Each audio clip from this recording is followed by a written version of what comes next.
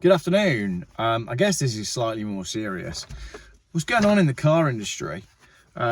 This is, I could take my pick from articles today. I've got three to talk about, but these are the headlines that are popping up in recent news, right?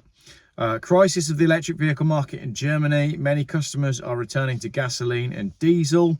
Driving on empty. The German government has few options to help the ailing car industry.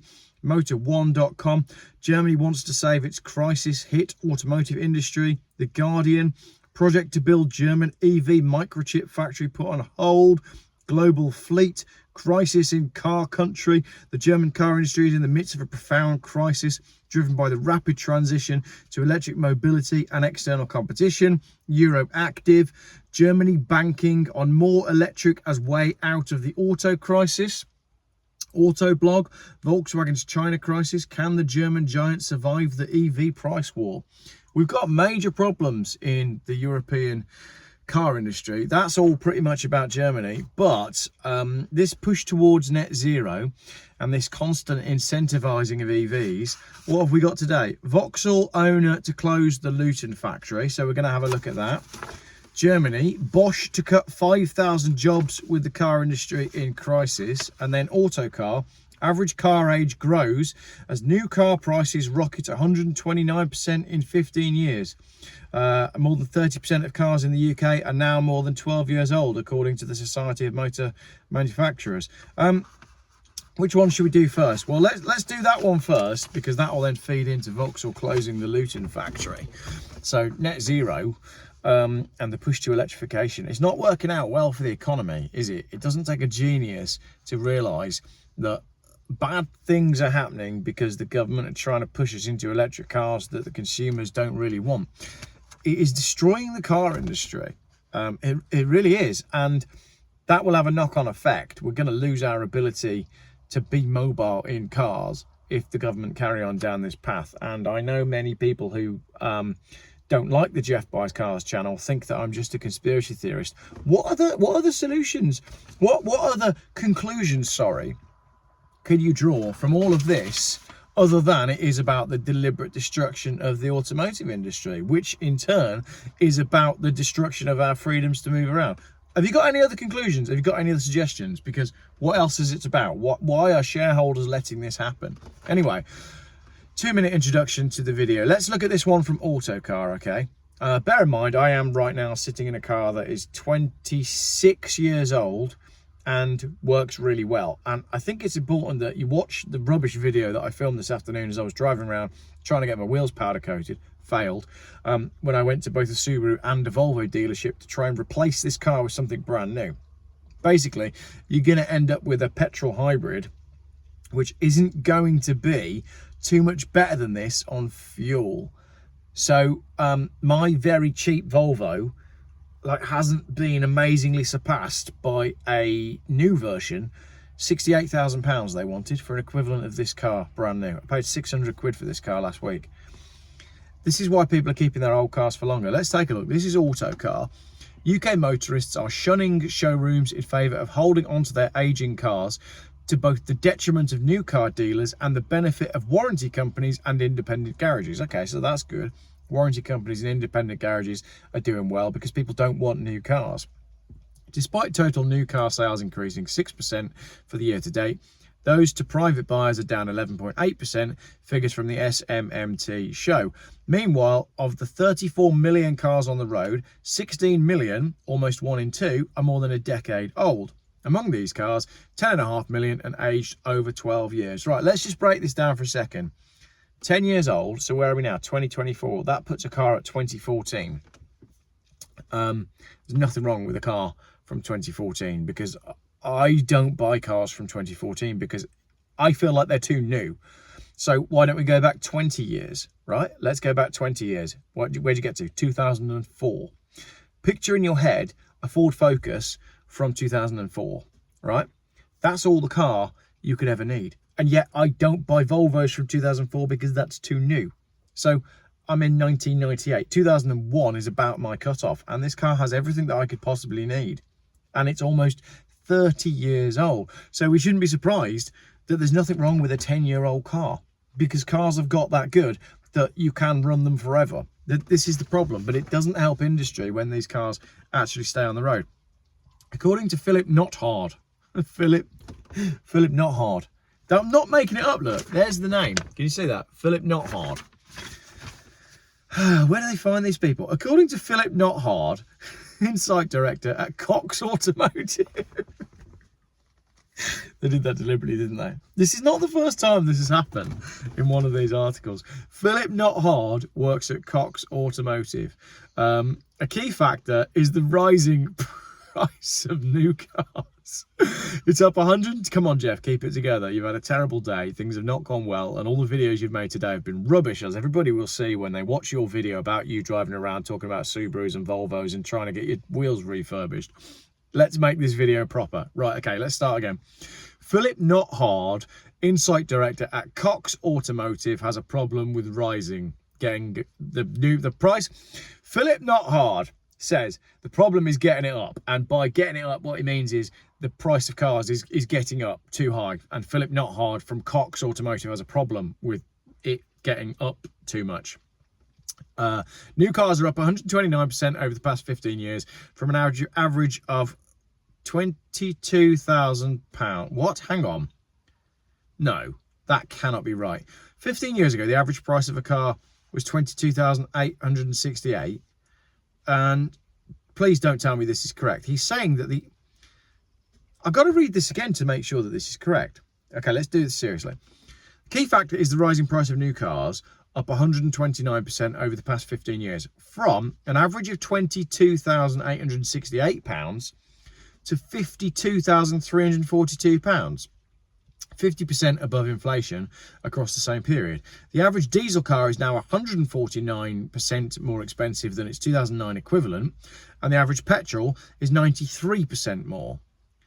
Did he just say that the average price of a car is now £52,000? My mind is boggling at that figure. At the same time, the new car park has changed dramatically. There are 88% fewer diesel models to choose from today. Tried to buy one at Volvo today, didn't work. I was able to buy a Subaru. And 63% fewer petrol models. EV growth is understandably off the chart, but of specific note is the average price of an EV today compared with its internal combustion counterpart, £62,000 versus £45,000 for petrol and £58,000 for diesel. Did you know about these figures? I had no idea. So the average electric car is 62 grand. The average petrol car is £45,000. And the average diesel is £58,000. Now, if you watch my terrible video that I have referenced before, the Subaru that I was looking at was £44,000. Now, I would have thought a car that's £44,000 is a lot of money, but in context of this, it's below average. Just wild, isn't it? Mr. Nothard added, for many buyers, the cost to change from an old car to a new one and the change in the product lineup, there are fewer small cars, for example, is a shock when they come to upgrade their current car. Right. Again, it's so fascinating that the industry is in crisis, right? Best selling car in the UK, Ford Fiesta, it always has been. What did Ford do? They axed the Fiesta. You can't buy a Ford Fiesta now. Why would a manufacturer get rid of their best selling product line? You tell me in the comments. So it's a shock when they go to upgrade their current car. So people who are upgrading a Ford Fiesta, they go to Ford and they end up buying a Cougar, which is a small SUV, which is more expensive. So all the manufacturers are bumping out their affordable cars from the product range. With owners choosing to hang on to their cars, that's because you go to the dealership to upgrade your Ford Fiesta to a new Ford Fiesta, find out that you can't have a Ford Fiesta, you can only have a 5-door SUV, and you go, oh, no thanks, I'll wait. And you drive home in your Ford Fiesta. And then you go to your local independent and say, can you do the cam belt on my Ford Fiesta because I've decided to keep it. That's what's going on. Owners choosing to hang on to their cars. Warranty companies are experiencing increased demand for their products and services. Jim Murray-Jones, Chief Marketing Officer at Motor Easy, told Autocar, the company's benefiting from the aging car fleet. We've noticed a higher volume of customers with older vehicles seeking warranty protection for them, he said. Previously, the greatest demand was cover for cars aged 4 to 6, but now we're seeing this demand extend to 8 and even 10. Even 10! What kind of mentalist would own and run a 10-year-old car? You're all here. I know you all drive old cars. Previously, the greatest demand was cars 4 to 6, now it's 10. Spokesperson for the Independent Garage Association, a lobby group, said firms are seeing an increase in business, especially as older car owners are favouring them over franchised dealer networks for servicing. Because the dealers are so well known for scalping people, that when you find a good independent garage, there's nothing better. And all the good garages that I know are so busy that they can't take, you know, the chap who fixed my BMW 1 Series, my wife's BMW 1 Series when it went through the flood, he doesn't even want any new customers because he's got enough. However, the ageing car park is not good news for everyone. Dealers are being warned to be extra careful when appraising and valuing older cars that can be expensive to bring up to forecourt standard. Here's an idea. Don't worry about forecourt standard. Don't worry if a car isn't perfect cosmetically. You need a car with a great service history, right? And that's going to bring me on to this video on this car. Like I said, I bought this car for £600 last week. This is the service history. Okay? That is the service history. And if you can see there, this is the dealership, Tyne-Lon Volvo. All of these services are at the same place, right? And then it fades off a little bit there. These are mileages. So that's the service. Every single service has been done. Cosmetically, this car is very poor, but mechanically, it should be pretty good because it's been loved. That's what you want to be buying. The older part exchange sector is on a knife edge between dealers buying the right car at the right price or overpaying for a car in poor mechanical condition, said Showroom Vehicle Auctions Managing Director Alex Wright. I've never seen the part exchange market as divided. Ignore the test drive and dealers risk a repair bill that could equal the value of the car. I've been talking about this a lot. Let's focus on that. Sorry, this video is going to be longer than I realised. Dealers risk a repair bill that could equal the value of the car. I said this in my interview with David Vance, the podcast that went out just the other day. The problem that you have with modern cars is you just don't know how big that repair bill will be. Ignore this car because this is an all-wheel drive and the all-wheel drive isn't working. But that's not a problem. The car still works perfectly well. That could be expensive to fix. But on a normal Volvo, let's say, a front-wheel drive car, the biggest expense you're going to have is probably going to be doing a head gasket or doing a cam belt. But on these cars, I'd be amazed if you cracked £1,000 for the cost to do either of those jobs. Modern cars, £1,000 seems to be like the start point. Then you start getting into hybrid electric drivetrains and repairing stuff like that and repairing software issues. And you're into multiple tens of thousands of pounds to fix stuff. Look at the Land Rover Ingenium engines. People are driving away these Land Rovers with Ingenium engines. The engines are failing at 50, 60, 70,000 miles. And then they're having a bill of £15,000 for a new engine. This car's done 173,000 miles on the original engine and the original gearbox. It just doesn't happen with new cars. So it's no wonder people are shunning new cars, right? So that's that. People are moving away from new cars. Now, Vauxhall, let's do that one last, actually, because you need to know this one first. So this is Bosch. And this came out on the 22nd of November, so a couple of days ago. Car parts manufacturer Bosch, that we all know and love because we all use Bosch parts. They're laying off 3,800 people, pushing to reduce costs in order to stay competitive in the international market. They're planning to lay off 5,000 employees. The job cuts come as German auto companies push to reduce costs in order to stay competitive in the international market. I love an article that repeats itself. 3,800 of the jobs are in Germany, so 1,200 jobs are elsewhere.